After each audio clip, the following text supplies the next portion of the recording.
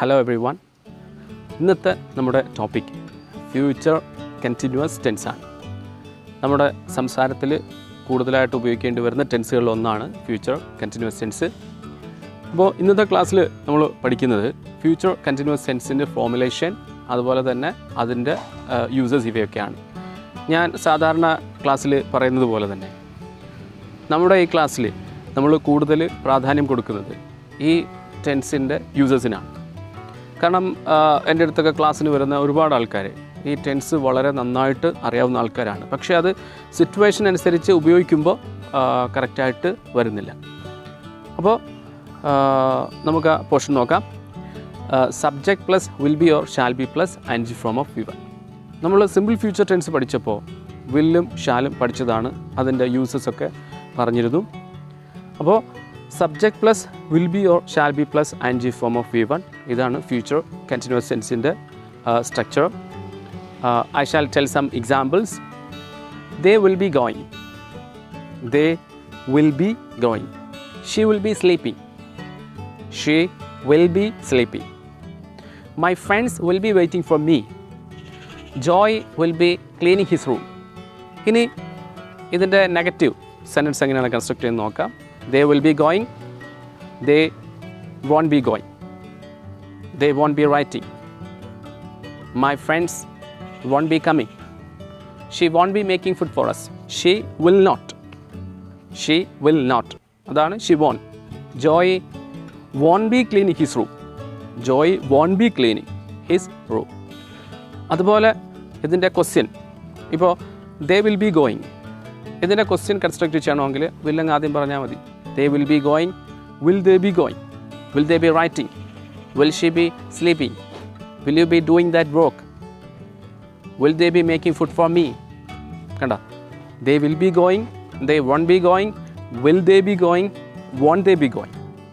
She will be writing, she won't be writing, will she be writing, won't she be writing.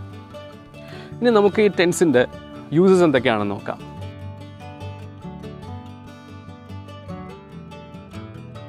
Future continuous ടെൻസിൻ്റെ ഒരു use എന്ന് പറഞ്ഞാൽ an action that will be in progress at a specific time in the future. An action that will be in progress at a specific time in the future. അതായത് ഫ്യൂച്ചറിൽ ഒരു പ്രത്യേക ടൈമിൽ നടന്നുകൊണ്ടിരിക്കുന്ന കാര്യങ്ങളാണ്. പ്രസൻറ്റ് കണ്ടിന്യൂസ് ടെൻസ്, ഞാൻ railway സ്റ്റേഷനിലേക്ക് പോവുകയാണ്. I am going to the railway station. Past continuous tense ആകുമ്പോൾ I was going to the railway station, ഞാൻ റെയിൽവേ സ്റ്റേഷനിലേക്ക് പോവുകയായിരുന്നു. ഇതുപോലെ നാളെ നിങ്ങൾ വരുമ്പോൾ ഞാൻ റെയിൽവേ സ്റ്റേഷനിലേക്ക് പോവുകയായിരിക്കും. When you come tomorrow, I'll be going to the railway station. നിങ്ങൾ എന്നെ വിളിക്കുമ്പോൾ ഞാൻ ഉറങ്ങുകയായിരിക്കും. ഫ്യൂച്ചറിലെ ഒരു പ്രത്യേക ടൈമിൽ നടന്നുകൊണ്ടിരിക്കുന്ന കാര്യമാണ്. അപ്പോൾ when you call me tomorrow, I'll be sleeping. When you reach the railway station, my brother will be waiting there. കണ്ട, നിങ്ങൾ റെയിൽവേ സ്റ്റേഷനിൽ എത്തുമ്പോൾ എൻ്റെ ബ്രദർ അവിടെ വെയിറ്റ് ചെയ്യുകയായിരിക്കും. ആ വെയിറ്റ് ചെയ്യുകയായിരിക്കും എന്നുള്ളത് ഫ്യൂച്ചർ കണ്ടിന്യൂസ് ടെൻസിലാണ് പറയുന്നത്. When you call me, we will be sleeping. When you call me, we will be sleeping. അവിടെ ഫ്യൂച്ചർ കണ്ടിന്യൂസ് ടെൻസ് ആണ് ഉപയോഗിച്ചേക്കുന്നത്.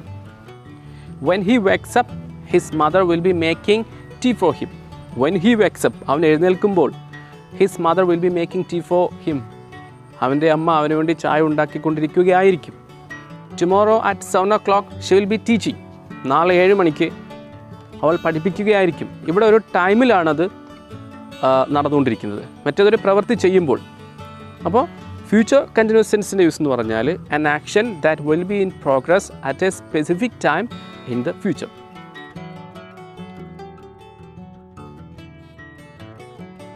ടെമ്പററി ആക്ഷൻ, അതായത് ഫ്യൂച്ചറിൽ ഒരു പ്രത്യേക ടൈമിൽ മാത്രം നിലനിൽക്കുന്ന കാര്യങ്ങൾ കാണിക്കാൻ വേണ്ടിയിട്ട് ഫ്യൂച്ചർ കണ്ടിന്യൂസ് ടെൻസ് ഉപയോഗിക്കാറുണ്ട്. For example, she will be staying with her parents for some weeks.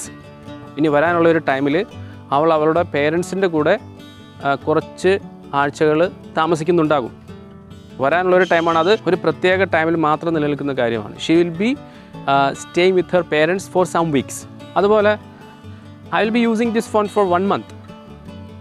അതായത് ഇനി വരുന്ന ടൈമിൽ ഞാൻ ഈ ഫോൺ ഒരു മാസം ഉപയോഗിക്കുന്നുണ്ടാകും. They will be teaching English for some days. ഇവിടെയും അവർ സ്ഥിരമായി പഠിപ്പിക്കും എന്നല്ല പറഞ്ഞേക്കുന്നത്. കുറച്ച് ദിവസം അവർ ഇംഗ്ലീഷ് പഠിപ്പിക്കുന്നുണ്ടാകും. കണ്ടോ, they will be teaching English for some days.